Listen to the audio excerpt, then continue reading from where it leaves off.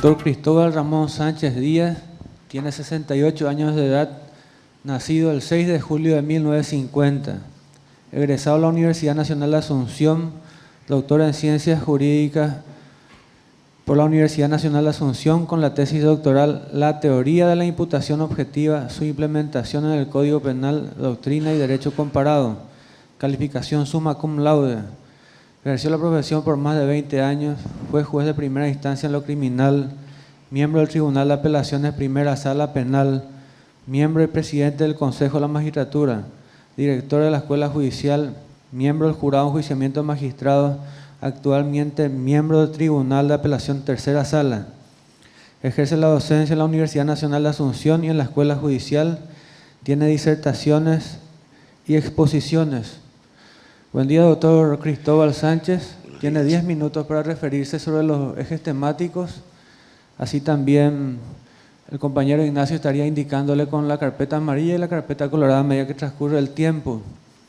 Indicarle que por consejo de la magistratura está prohibido la lectura directa de los ejes temáticos. Antes de iniciar voy a dar lectura a la nota presentada por el diputado nacional Roberto González. Tengo el agrado de dirigirme a usted y por su intermedio a los demás miembros del Consejo de la Magistratura con el objeto de comunicarle respetuosamente que por la convocatoria a sesión extraordinaria de la Honorable Cámara de Diputados para la fecha, no podrá asistir a la audiencia pública prevista para el día de hoy, 14 de noviembre del año en curso, donde deberán comparecer y exponer los doctores Cristóbal Ramón Sánchez Díaz, Edgar Urbieta Vera, Delio Antonio Vera Navarro y Linneo Augusto Infran Saldívar. Ruego por la presente que esta nota de justificación sea leída en la propia audiencia pública y además sea puesta a conocimiento de los postulantes citados precedentemente para lo que hubiera lugar. Espero, señor presidente, distinguidos miembros, postulantes y ciudadanía general, me reservo el derecho y me comprometo a observar e interpretar los materiales audiovisuales de la convocatoria en cuestión para tener una idea acabada de los mismos. Sin otro particular, aprovecho la ocasión para saludarles muy atentamente. Diputado Nacional Roberto Eudes González Segovia, vicepresidente del Consejo de la Magistratura. Adelante. Muchas gracias, señor presidente. Buenos días para todos. En mi audiencia pública anterior me he ocupado acerca del liderazgo que debe ejercer el ministro de la Corte Suprema de Justicia dentro del Poder Judicial. Y a los efectos de explicar gráficamente, lo mencioné a mi profesor de Ciencias Políticas en el Colegio Nacional de Guerra, al doctor Secundino Núñez, quien señalaba que el Estado no es más que una familia grande. Y si en la familia, los padres, que son las autoridades de esa familia, no cumplen su rol, entonces esa familia está destinada al caos, a la ruina, al fracaso. Por eso, de acceder al cargo de ministro de la Corte Suprema de Justicia, ejerceré ese rol con autoridad moral para dar ejemplo a los jueces acerca de la independencia, la imparcialidad y la fortaleza. Por eso querría ocuparme esta mañana, respondiendo a los ejes temáticos, de otro tema tan importante como el anterior, y se trata precisamente de la independencia y de la imparcialidad como principios fundamentales de los derechos humanos. En efecto, la Declaración Universal de los Derechos Humanos reconoce como fundamental el principio según el cual toda persona tiene derecho a ser oída públicamente y con justicia ante un tribunal independiente e imparcial.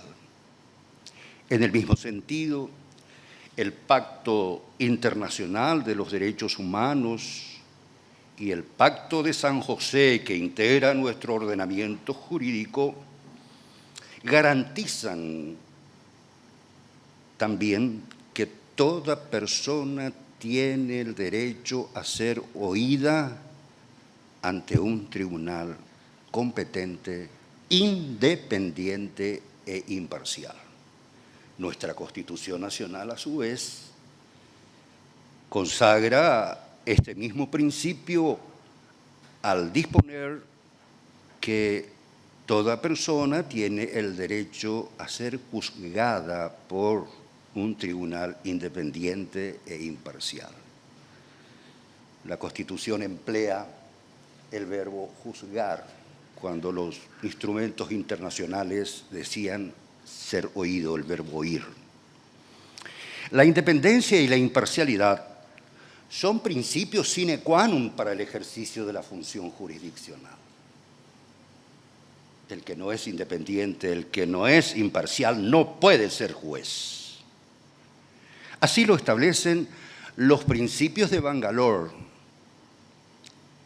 el Estatuto Universal del Juez, los principios de Burghaus y la razón de ser de la independencia del juez es la de garantizar a los ciudadanos a ser juzgados con parámetros jurídicos para evitar la subjetividad, la arbitrariedad y realizar los valores constitucionales y salvaguardar los derechos fundamentales.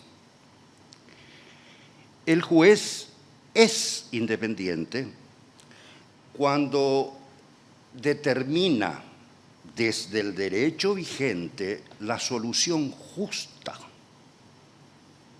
sin dejarse influir por factores ajenos al derecho mismo. Con sus actitudes y comportamiento dentro y fuera de su despacho, el juez debe poner de manifiesto que no recibe influencia, directa o indirecta, de ningún otro poder público o privado. Nuestro Código de Ética establece inclusive que el juez debe actuar con independencia de la familia. Yo agregaría, y también de los amigos. A su vez, la imparcialidad tiene como fundamento el derecho de los justiciables a ser tratados por igual y, por tanto, a no ser discriminados a lo largo del funcionamiento o el desarrollo de la función judicial. El juez imparcial es aquel que persigue la verdad de los hechos con objetividad, fundado en la prueba y en la ley, manteniendo a lo largo del proceso una equivalente distancia de las partes, de los abogados, y evitar todo tipo de comportamiento que pudiera reflejar favoritismo, predisposición o prejuicio. Ahora bien, para que el juez actúe libre de toda atadura, independencia, y tener los ojos vendados con relación a las partes, a sus abogados y a todos aquellos que pudieran tener interés en el juicio, en el litigio, que es la imparcialidad, debe tener fortaleza moral, firmeza, carácter.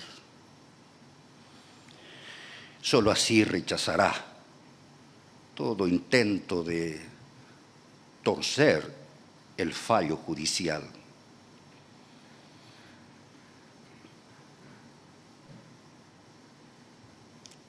Y evitará también la corrupción. Señor presidente, señores miembros, he leído en la prensa un comentario de un periodista que resulta interesante.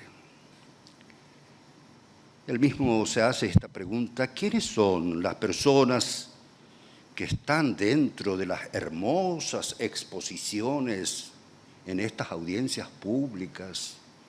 ¿Quiénes son las personas que tienen hermosos, brillantes currículum o currícula?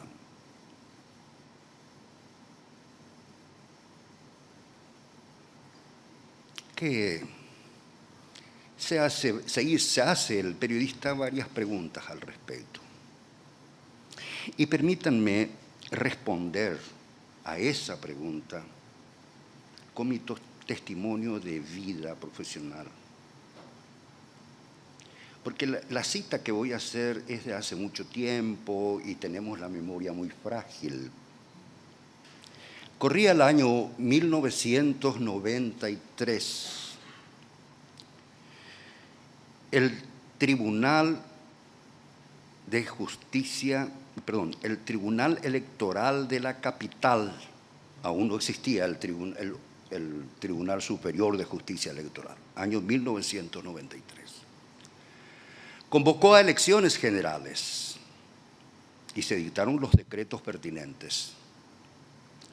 Y un grupo de parlamentarios, encabezado nada menos que por el propio presidente del Congreso Nacional, promovió una acción de inconstitucionalidad contra aquella convocatoria. El plan era abortar las elecciones generales. Y yo tuve la oportunidad de integrar la Corte Suprema de Justicia para estudiar y resolver aquella acción de inconstitucionalidad.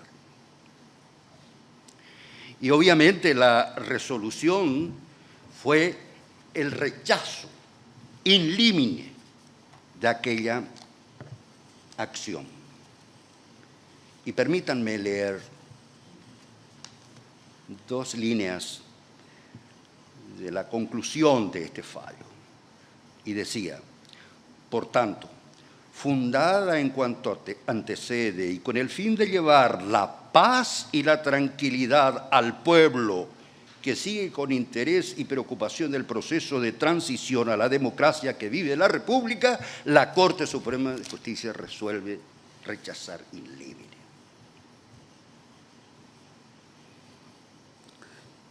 Varios años después me presenté a concursar para la Cátedra de Derecho Penal en nuestra Facultad de Derecho de la Nacional y se integró un tribunal dictaminante, presidido ese tribunal por el doctor Jerónimo Irala Burgos, y él, en su dictamen, dándome su voto en ese concurso, mencionó esta resolución, más o menos en estos términos.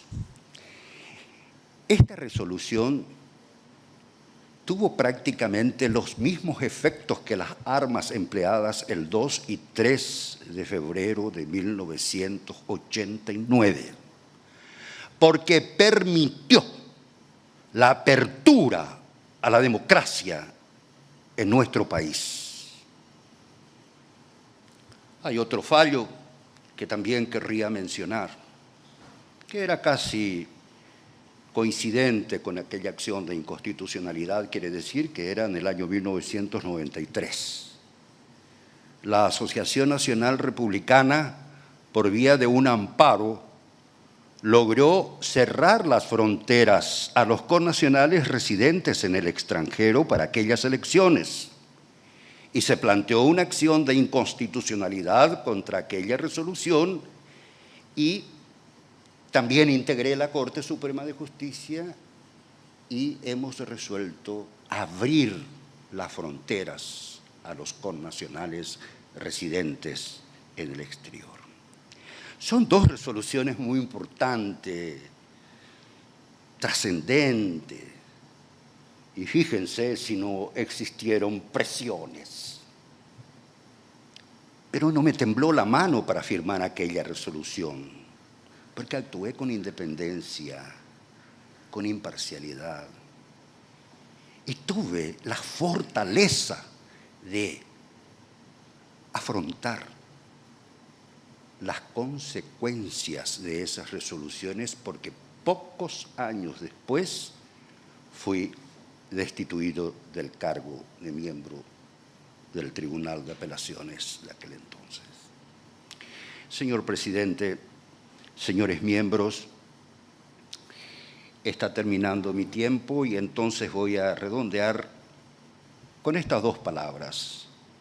El currículum mío que usted leyó creo que refleja claramente mi larga experiencia en la judicatura. Yo quiero poner al servicio de la patria esa experiencia y por ello pido al Consejo de la Magistratura para que integre la terna, porque de acceder al cargo yo no les voy a defraudar. Muchas gracias.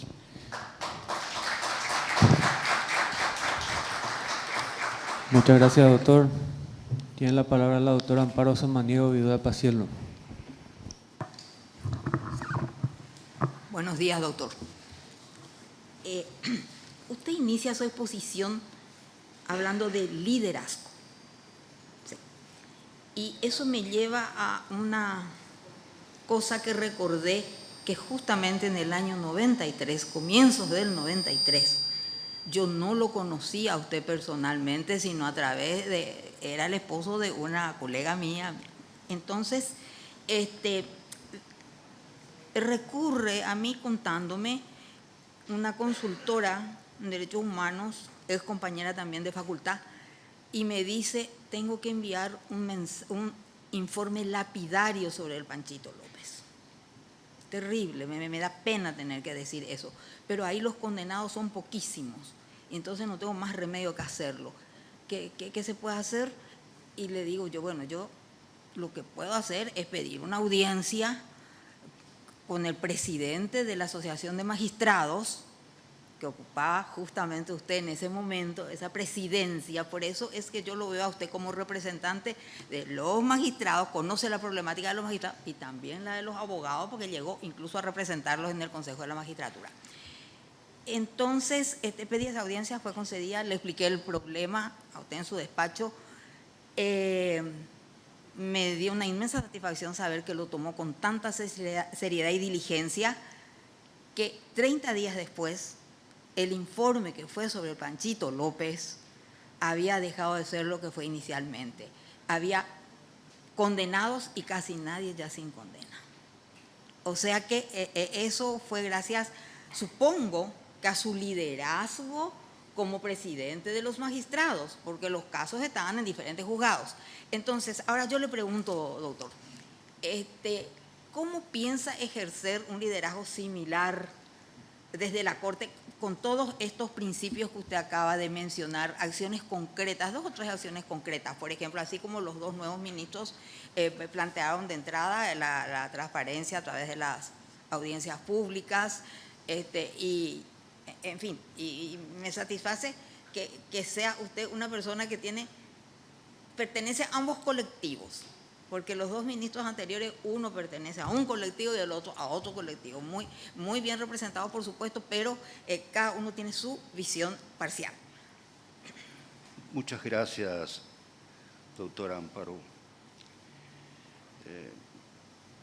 Decía yo en mi exposición, y reitero de nuevo, que el ministro de la Corte debe actuar con autoridad moral, porque es el ejemplo para los jueces, así como los padres de familia, decía Secundino Núñez, es el ejemplo para los jueces. Si un ministro de Corte no actúa con esa autoridad moral. No se puede esperar mucho de los jueces inferiores.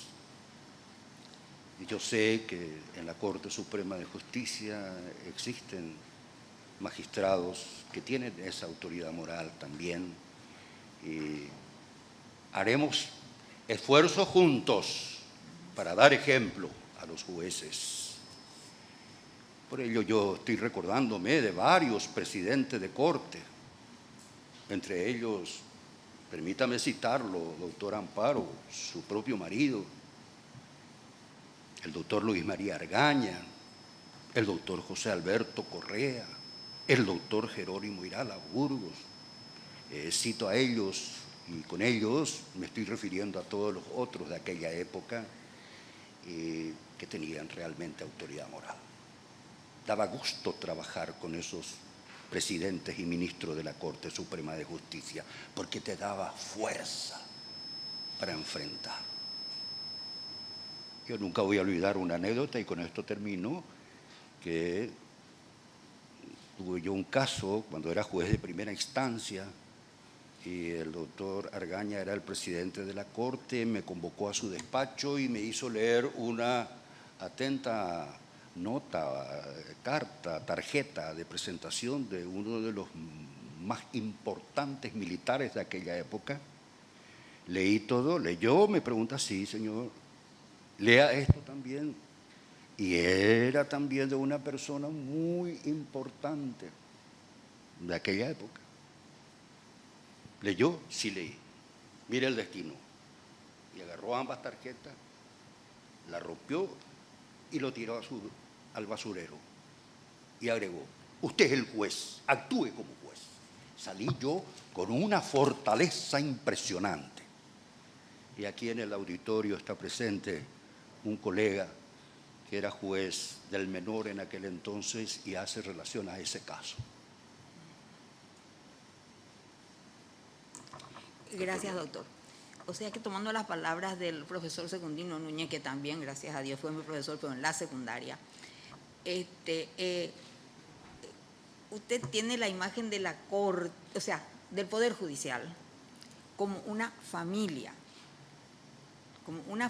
a la que los padres son los que deben transmitir la conducta que deben observar. Los valores, los valores. Muchas gracias, doctora. Tiene la palabra el doctor Adrián Salas Coronel. Muy buen día, doctor Cristóbal Sánchez. Usted en su exposición habló de que existen presiones generalmente en el ámbito jurisdiccional. En su dilatada trayectoria, tanto en el ámbito jurisdiccional como en otros órganos de poderes del Estado, me imagino habrá recibido esas presiones y cuál ha sido su posición en esos casos.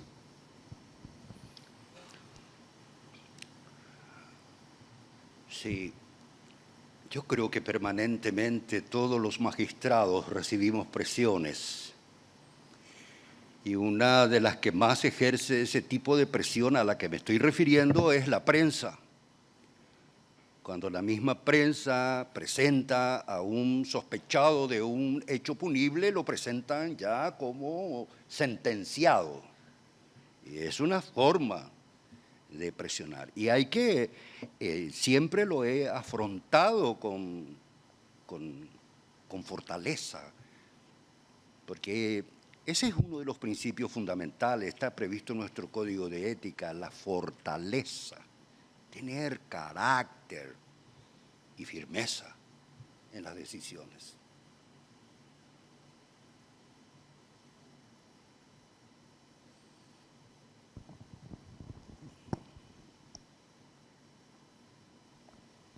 También, doctor, señalaste que se necesita contar con ciertos principios y valores. De llegar al cargo de ministro de Corte Suprema de Justicia, ¿Cuáles son esos valores y esos principios y cómo lo pondría en práctica, doctor? Sí. El Consejo de la Magistratura a mí me da un ejemplo muy interesante, porque el Consejo, a través de su escuela judicial, incluye en la malla curricular una materia transversal, que es la ética judicial. Y no solamente nuestro consejo, sino todos los consejos, comenzando por el Consejo Superior del Poder Judicial en España, que tiene también su escuela judicial muy reconocida y que también tiene una materia transversal que es la ética judicial. Entonces, ¿cómo yo llevaría a la práctica esos valores? Aparte del ejemplo que estuve mencionando, los magistrados judiciales actualmente, y yo aplaudo, están participando de cursos muy interesantes a nivel inclusive internacional, y eso yo admiro y aplaudo. Pero no nos ocupamos de la ética judicial. Entonces, de llegar al cargo de ministro de la Corte Suprema de Justicia, y aquí ya le quiero comprometer, si es que llego al cargo, al doctor Luis María Benítez Riera, a realizar seminarios permanentes con los magistrados, recordarle estos valores, permanente seminario con los magistrados judiciales. Yo me doy cuenta, los egresados de la escuela judicial, cómo pondera el tema de la ética judicial. Yo me doy perfecta cuenta, señor miembro. Muchas gracias. Aprovechamos para saludar al miembro del Consejo de la Magistratura, representante de las Universidades Nacionales, profesor doctor Osvaldo González Ferreira. Así también al representante de la Cámara de Senadores, el senador nacional Juan Bartolomé Ancho Ramírez. Tiene la palabra el doctor Luis María Benítez Riera. Buenos días, doctor Cristóbal Sánchez. Doctor, indudable que usted habló, se refirió en forma profunda sobre el tema de independencia, imparcialidad, ética. También hizo un llamado por parte del Poder Judicial a la Corte sobre los cursos de formaciones, sobre también estos temas. Ahora, una pregunta que versa sobre los ejes temáticos para no dejar pasar. ¿Cuál es su percepción del Poder Judicial actualmente? Y además de lo que usted ya manifestó que haría como aporte, ¿verdad? Si es que accede al cargo de ministro, además de los citados, ¿cuáles serían otros aportes como ministro de Corte Suprema de Justicia? La percepción que yo tengo del Poder Judicial, conste que yo hoy formo parte de esa familia del Poder Judicial, es que se necesita mucho trabajar en la parte moral. Mucho se necesita. Se habla de la corrupción en el Poder Judicial. Basta que uno incurra en esa inconducta para afectar a toda la institución, a todo el Poder Judicial. Entonces hay que trabajar mucho desde la Corte Suprema de Justicia sobre ese aspecto.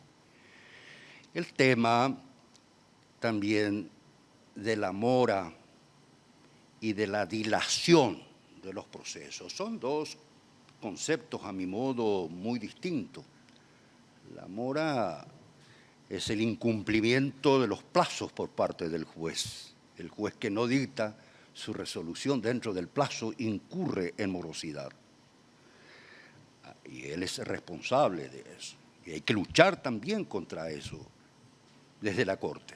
Dando ejemplo la Corte en no incurrir también en morosidad. La dilación de los procesos, eso sí, se requiere un estudio, un análisis profundo para determinar concretamente cuáles son las causas de esa dilación. y combatir con firmeza.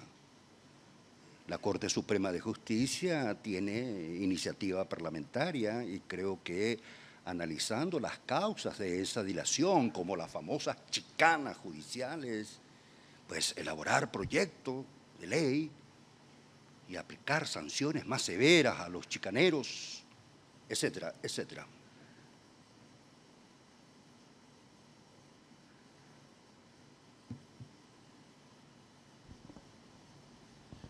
Doctor, con respecto a una cuestión que es de mi preocupación por el gran volumen de trabajo que llega a la Corte Suprema de Justicia en la Sala Penal Contencioso Administrativo, ¿qué le parece a usted? ¿Qué piensa sobre la creación de los juzgados de primera instancia en lo contencioso administrativo? ¿Cuál sería su proyecto? Si está de acuerdo, si no está de acuerdo. Fundamento. Absolutamente estoy de acuerdo e inclusive tengo entendido que existe un proyecto elaborado al respecto. Creo que es necesaria la existencia de un juzgado de primera instancia en lo contencioso administrativo. Absolutamente estoy de acuerdo y apoyaría la creación de ese juzgado. Muchas gracias, doctor. Doctor Cristóbal Sánchez, con esto terminamos, damos por terminada su exposición. Muchas Permiso, gracias. señor presidente. Un segundito nada más. Adelante. Quiero solicitar que por vía de la Secretaría General les provea a ustedes una copia de estas dos resoluciones a las que hice alusión en mi intervención. Muchas gracias, señor presidente. Gracias, doctor.